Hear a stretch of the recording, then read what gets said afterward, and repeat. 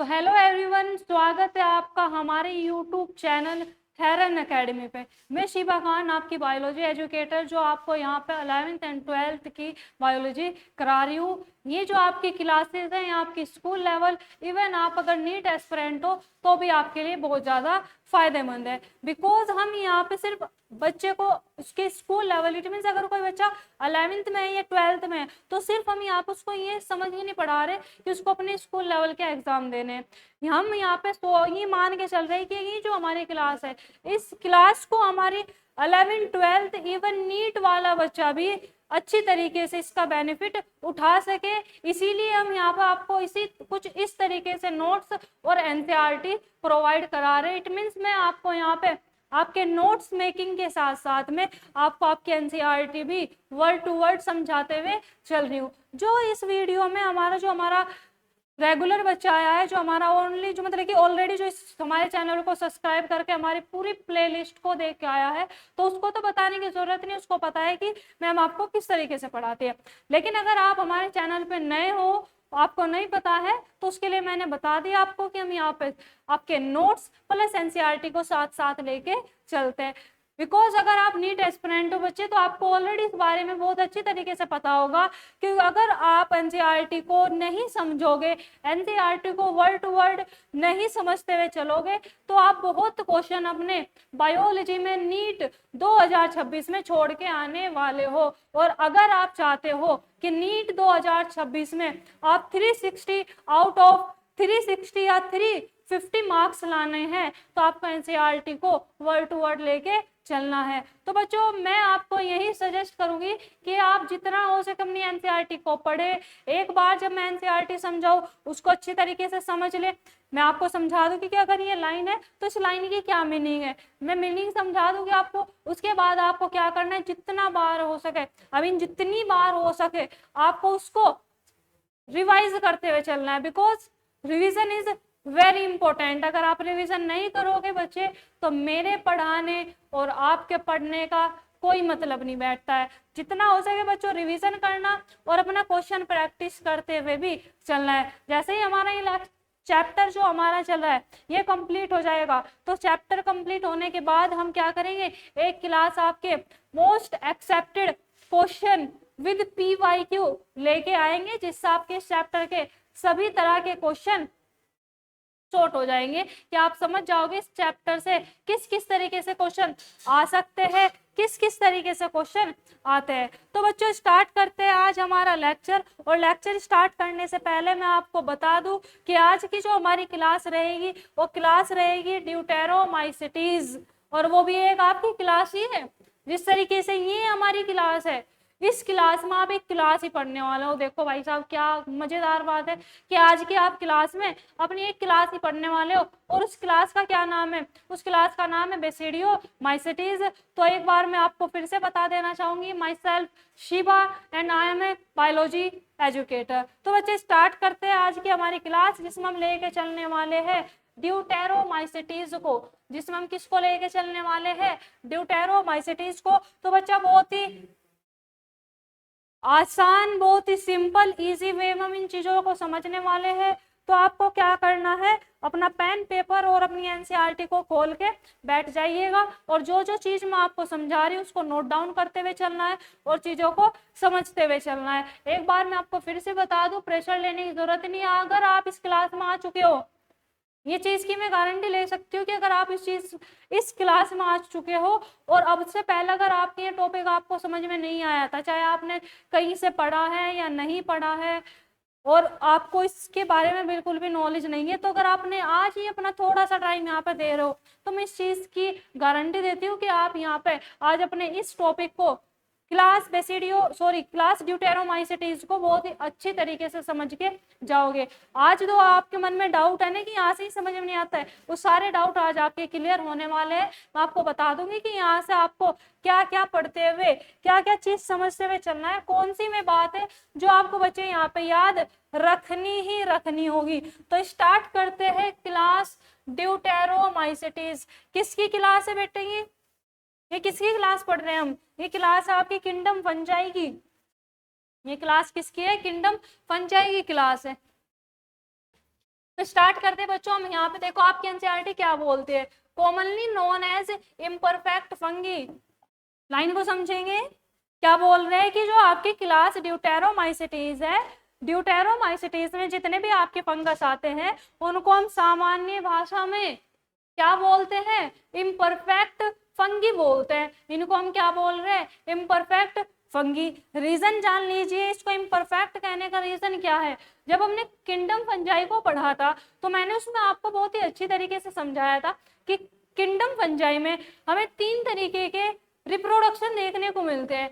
एक आपका रिप्रोडक्शन है वेजिटेटिव, दूसरा है एसेक्सुअल एंड थर्ड है आपका सेक्सुअल रिप्रोडक्शन। अब ये जो आपकी क्लास है, क्लास ड्यूटेरोमाइसिटीज, इसमें आपको सेक्सुअल रिप्रोडक्शन देखने को नहीं मिलता है, मतलब कि इसमें आपको सेक्सुअल रिप्रोडक्शन नहीं देखने को मिलता है। इसमें सिर्फ और सिर्फ आपको कौन सा रिप्रोडक्शन देखने को मिलेगा, एसेक्सुअल और वेजिटेटिव रिप्रोडक्शन देखने को मिलेगा। वही आपका एनसीईआरटी यहाँ पे बच्चों समझाने की कोशिश कर रही है। क्या बात कर रहे हैं यहाँ पे कि इसको इम्परफेक्ट क्यों बोल रहे हैं, रीजन बता रहे हैं। तो क्या हम यहाँ पे ये बात याद मतलब कि बोल सकते हैं कि यहाँ पे आपको क्या बोल दिया कि ये इम्परफेक्ट फंगी है, बिकॉज क्यों बोल रहे हैं हम इनको इम्परफेक्ट है, और रीजन यहाँ पे लिखा है। अब मैं आपको क्या बताना चाह रही हूँ, मैं आपको बताना चाह रही हूँ बेटे कि जहां पे भी आपके एनसीईआरटी में बिकॉज टर्म आ रहा है तो आप मान के चल लीजिए कि वहां से आपका 2026 में असर्शन रीजन का क्वेश्चन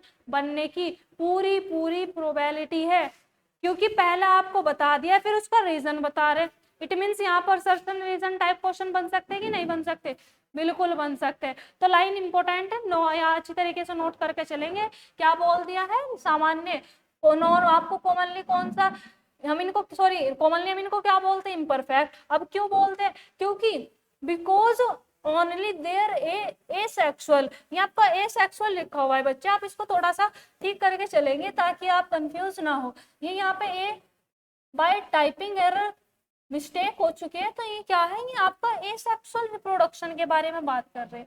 ये यहाँ पर हम किसके बारे में बात कर रहे हैं बेटे, एसेक्सुअल रिप्रोडक्शन। ये यहाँ पे क्या है, एसेक्सुअल रिप्रोडक्शन है। तो हम यहाँ पे क्या बोल रहे हैं कि हमने इनको इम्परफेक्ट फंगी क्यों बोला बच्चे, हमने इनको इम्परफेक्ट फंगी इसलिए बोला है क्योंकि इसमें सिर्फ और सिर्फ आपको एसेक्सुअल रिप्रोडक्शन और वेजिटेटिव फेज ही देखने को मिलती है, यहाँ पर सेक्सुअल रिप्रोडक्शन नहीं मिलता। इट मीन्स क्लास ड्यूटेरोमाइसिटीज के जितने भी मेंबर है उनमें अभी तक सेक्सुअल रिप्रोडक्शन डिस्कवर नहीं हुआ है। किसी भी साइंटिस्ट को ये देखने को नहीं मिला है कि क्लास ड्यूटेरोमाइसिटीज में आपका क्या है, सेक्सुअल रिप्रोडक्शन हो सकता है। इन फ्यूचर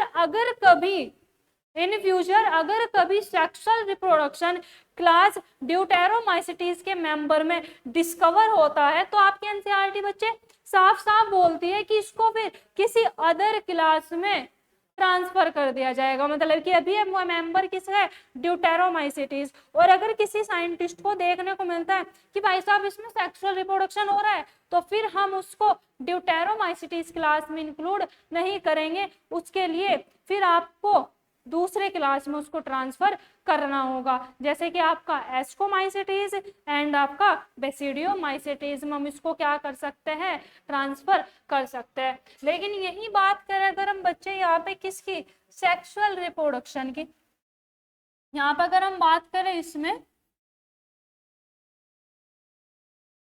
सेक्सुअल रिप्रोडक्शन, तो क्लास ड्यूटेरोमाइसिटीज में बच्चे, क्लास ड्यूटेरोमाइसिटीज में सेक्सुअल रिप्रोडक्शन नहीं होता है। सेक्सुअल रिप्रोडक्शन नॉट फाउंड, यहाँ पर आपको सेक्सुअल रिप्रोडक्शन नहीं देखने को मिलता है। ये चीज आप बच्चे यहाँ पे नोट करके जरूर चलेंगे। ये आपकी में बातें हैं जो आप किसी भी हालत में नहीं भूल सकते, क्योंकि यहीं से बच्चे आपके नीट में क्वेश्चन बनने की चांस रहते हैं। चलिए नेक्स्ट देखते हैं, deuteromycetes reproduce only bye asexual spore, मतलब कि जो इनमें देखो वेजिटेटिव रिप्रोडक्शन है, वेजिटेटिव फेज देखने को मिल रहा है, मतलब कि वहां पर नॉर्मल सी बात है किसके थ्रू हो सकता है, क्या तो वहां पे क्या होगा, आपका बडिंग होगी, या वहां पे फ्रेगमेंटेशन होगा, या यहाँ पे फिजन होगा। लेकिन अगर हम बात करें एसेक्सुअल रिप्रोडक्शन, तो जो एसेक्सुअल रिप्रोडक्शन है ना, ये ओनली किसके थ्रू होगा, एसेक्सुअल स्पोर के थ्रू ही होगा। मतलब कि जो आपका एसेक्सुअल रिप्रोडक्शन है वो सिर्फ और सिर्फ एसेक्सुअल स्पोर के थ्रू ही होगा। और उनमें स्पोर जो कि एसेक्सुअल स्पोर कहे जा रहे हैं उनको हम क्या बोलते हैं, कोनिडिया। इंपॉर्टेंट है, याद रखिएगा, क्लास ड्यूटेरोमाइसिटीज में जो एसेक्सुअल स्पोर देखने को मिलते हैं उस स्पोर का नाम क्या है, कोनिडिया। ठीक है, चलिए जी, माइसेलियम की अगर हम बात करते हैं, माइसेलियम इसका कैसा होगा, सेप्टेट एंड ब्रांच। बहुत बार बहुत अच्छी तरीके से, बहुत ही बेहतरीन तरीके से मैं आपको माइसेलियम, ब्रांच और आपका सेप्टेट को बहुत अच्छी तरीके से एक्सप्लेन कर चुकी हूँ। लेकिन अभी तक बच्चे, अगर आप इस क्लास में देखो, मैं मानती हूँ अगर आप हमारे प्रीवियस लेक्चर लेकर आए हो इस क्लास में, अगर आप प्रीवियस लेक्चर जैसे कि हमारा जो लेक्चर नंबर 13, लेक्चर नंबर 12 अगर आप लेकर आए हो, तो ये माइसेलियम, सेप्टेट और ब्रांच, मैं नहीं मानती आप इस चीज को नहीं समझते होगे बहुत अच्छी तरीके से। लेकिन फिर भी अगर बच्चे आपने अभी तक हमारे में लेक्चर नहीं लिए और ये लाइन आपके लिए इम्पोर्टेंट, आई मीन नहीं आपको पता है, समझ नहीं आ रही है, तो मैं आपको सजेस्ट करूंगी कि आप हमारे प्लेलिस्ट में जाइएगा और आप हमारा जो लेक्चर है उनको सीक्वेंस वाइज लीजिएगा। समझाने को बेटे मैं आपको यहाँ पे भी समझा सकती हूँ, 1 मिनट लगेगा मेरा, लेकिन वो ये कि अगर इस चीज को मैंने आपको आज यहाँ पे समझा दिया तो हमारे जो प्रीवियस लेक्चर है उनमें जो आपके इम्पोर्टेंट टॉपिक्स है, इम्पोर्टेंट पॉइंट्स है, जो आपकी नॉलेज है, तो आप उनको नहीं लोगे। तो मैं आपको यही कहना चाहूंगी कि इस लाइन को अगर आप नहीं समझ पा रहे हो, अगर आपको समझ में आ रही है बहुत अच्छी बात है, लेकिन अगर आप इस चीज को नहीं समझ पा रहे तो हमारा लेक्चर नंबर 12 ले लीजिएगा, क्योंकि उसमें मैंने इसको बहुत ही इजी वे में आपको समझाया हुआ है। अगर आपने एक बार वो ले लिया तो अगर आज आपके मन में इस लाइन को लेकर डाउट है तो डाउट आपका 101% गायब हो जाएगा। तो यहाँ पे फिलहाल अगर आप समझ रहे हो बहुत अच्छी बात है, नहीं समझ रहे हो फिलहाल आप समझ लोगे कि ड्यूटेरोमाइसिटीज में जो माइसेलियम होगा वो कैसा होगा, सेप्टेट होगा और आपका ब्रांच होगा। नेक्स्ट देखते हैं। अब यहाँ से आप क्या करना है, आप हेडिंग डाल लेना, मतलब कि चीज लिखने से पहले आप यहाँ पे हेडिंग डाल लेना हैबिटेट, हेडिंग डाल लेना हैबिटेट। तो हम यहाँ पे किसके बारे में जिक्र कर रहे हैं, हैबिटेट। किनका हैबिटेट कैसा होगा, इनका हैबिटेट आपका हो जाएगा बेटे, सम आर सैप्रोफाइट्स, मतलब कि जो आपके ड्यूटेरोमाइसिटीज के मेंबर है उनका हैबिटेट क्या है। हैबिटेट जिस तरीके से आप भाई साहब घर बैठ कर पढ़ रहे हो, घर हो, लाइब्रेरी हो, कहीं पे भी हो गई कहीं ना कहीं, लेकिन जहाँ पे आप रहते हो, ठीक है, वो जगह, उसी जगह को हम ऑर्गेनिज्म के रिस्पेक्ट में क्या बात करते हैं, हैबिटेट। हैबिटेट का मतलब हो जाएगा कि जिस जगह पे कोई ऑर्गेनिज्म रह रहा है। तो पॉइंट हमारा क्या है कि जो क्लास ड्यूटेरोमाइसिटीज के मेंबर है उनका हैबिटेट क्या है, मतलब कि मैं आपको कहाँ कहाँ देखने को मिल सकता है। अब कहाँ कहाँ देखने को मिल सकता है तो यहाँ पे देख लेते हैं, चलिए भाई। तो हमें कहाँ कहाँ देखने को मिल सकता है, इनका हैबिटेट क्या है, क्या तो ये सैप्रोफाइट हो गए।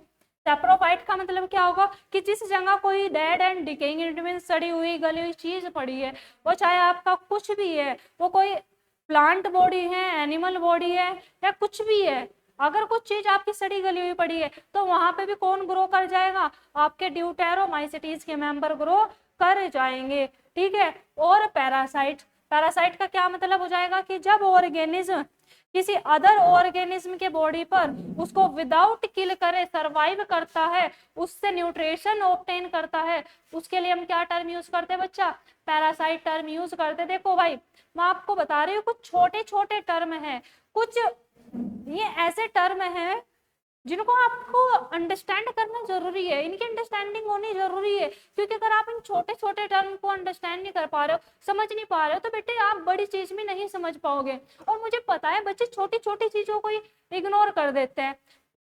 मैंने बोल दिया पैरासाइट फॉर्म में रहते हैं, अब पहले पैरासाइट क्या है वो तो समझ लो। अगर आपको पैरासाइट के का मतलब ही नहीं पता है तो आपको ये कैसा पता चलेगा कि कहाँ पे ग्रो कर रही है क्या। तो छोटे छोटे जो टर्म होते हैं ना बेटे, देखो अगर आप 11th क्लास में हो तो आपको जानना नेसेसरी है, बहुत ज्यादा जरूरी है, लेकिन अगर आप नीट एस्पिरेंट हो तो भी आपके लिए उससे कहीं ज्यादा जरूरी है क्योंकि आप नीट के लिए तैयारी तो कर रहे हो, लेकिन अगर आपके छोटे छोटे टर्म की अंडरस्टैंडिंग ही नहीं है, आपको छोटी छोटी बातें ही आपको नहीं पता है, और जिसमें मुझे पता है बच्चे इग्नोर करते हैं, ठीक है, बच्चे इग्नोर कर जाते हैं, लेकिन ये भाई आपको इग्नोर नहीं करना है। अगर आप छोटे छोटे टर्म को इग्नोर करके चलोगे ना, तो बड़े कॉन्सेप्ट आप कभी नहीं समझ पाओगे। तो अगर बड़ा कॉन्सेप्ट को समझना है, उससे पहले आपको छोटे छोटी चीजों को पढ़ना पड़ेगा, क्योंकि आपने सुना होगा कि बूंद बूंद से ही घड़ा भरता है, ठीक है। अगर आप बूंद बूंद डालोगे ना तभी घड़ा भरेगा, अगर उसमें एकदम से बाल्टी भरकर डाल दोगे तो घड़ा ही नहीं भरेगा, उसमें कुछ ना कुछ स्पेस रह ही जाएगा। तो वही बात है यहाँ पे कि आपको छोटे छोटे टर्म की अंडरस्टैंडिंग होनी जरूरी है। चलिए नेक्स्ट देख लेते हैं। मेजोरिटी आर डिकम्पोजर, मतलब कि कुछ ड्यूटेरोमाइसिटीज के मेंबर सैप्रोफाइट की फॉर्म में रहते हैं, मतलब कि सैप्रोफाइट होते हैं, कुछ आपके पैरासाइट होते हैं, और ज्यादातर जो आपको देखने को मिलेंगे वे आपको कौन होंगे, डीकम्पोजर, मतलब कि डीकम्पोजर आपके हो जाएंगे, ठीक है। ऑफ लीटर, अब यहाँ पे जो लीटर है, इस लीटर को सोचकर आप वो दूध वाला लीटर ना समझ लेना, तेल वाले लीटर के बारे में मत सोच लेना। ये जो लीटर लिखा हुआ है एनसीईआरटी ने, ये लीटर टर्म वेस्ट मटेरियल के लिए, जो कि मैंने आपकी एनसीईआरटी में नहीं लिखा हुआ है, लेकिन मैंने यहाँ पे नोट कर दिया। लीटर का मतलब होता है वेस्ट मटीरियल, मतलब कि आपके जो डिकम्पोजर है ये क्या करते हैं, वेस्ट मटीरियल को आपके एक तरीके से उसको जो वेस्ट मटीरियल है उसको आप समझ सकते हो कि गायब कर देते हैं, ठीक है, आप ऐसे समझ सकते हो अपनी नॉर्मली लैंग्वेज में।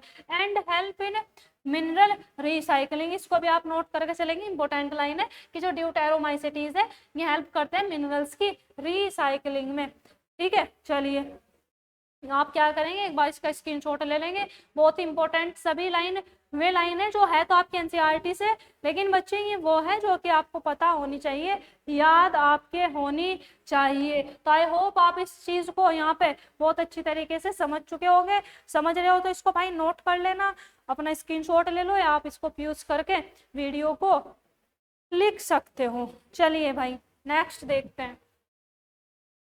चलिए यहाँ सब आ जाता है आपके इसके कुछ एग्जाम्पल, यहाँ से आपके क्या हो जाएंगे, इसके एग्जाम्पल। एग्जाम्पल याद करके चलेंगे, किसके एग्जाम्पल क्या है, एग्जाम्पल हर क्लास के आपके इंपॉर्टेंट है, चाहे आप कोई से भी क्लास पढ़ रहे हो, एग्जाम्पल जरूर लेके चलेंगे। तो एग्जाम्पल याद करने के लिए अगर मैं आपको ट्रिक दूं, आप जानना चाह रहे हो कि मैडम जी एक ऐसी ट्रिक दे दो कि एक ट्रिक से हम याद कर ले, क्योंकि आपको बहुत सारे एग्जाम्पल याद करने हैं, आई नो आपको इस चैप्टर में बहुत सारे एग्जाम्पल, तो कौन सा एग्जाम्पल किस क्लास का है, उसके लिए जरूरी है आपके पास एक छोटी सी आसान सी ट्रिक होनी चाहिए कि ट्रिक से आप याद कर लो कि हाँ ये जो मेंबर है ये उस क्लास का है, ठीक है। तो उसके लिए आप याद रख सकते हो, आपकी ट्रिक क्या हो जाएगी, ट्रिक की अगर हम जिक्र करें, ट्रिक की अगर हम बात करें, तो आप इसको किस ट्रिक से याद करोगे, उसके लिए आप याद कर सकते हो ड्यू कैट। अब हो सकता है कि थोड़ा आपको उठपटांग लग जाए, लेकिन है तो है भाई, अगर आपके पास इससे बेहतर कुछ है तो कमेंट बॉक्स में मुझे बता देना। नेक्स्ट जब हम कभी इस लेक्चर को रिवाइज करेंगे या इसके बारे में अगेन पढ़ेंगे तो हम वहां पे यूज कर लेंगे। मेरे लिए तो देखो मैं तो ये बनाई है, अगर आपके पास बेहतर है तो आप मुझे कमेंट बॉक्स में बच्चा जरूर बता देना।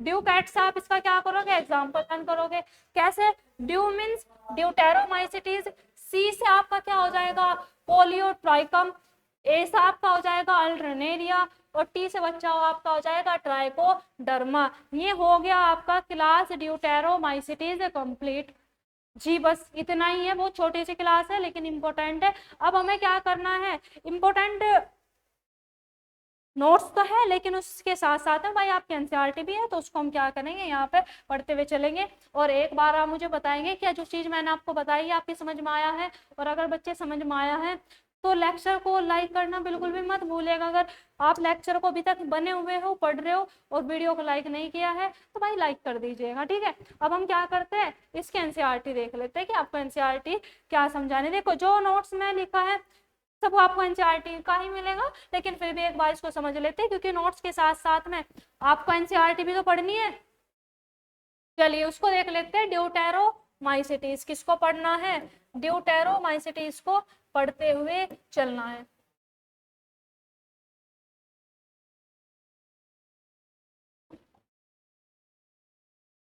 एक मिनट का टाइम देंगे बच्चे आप मुझे बस।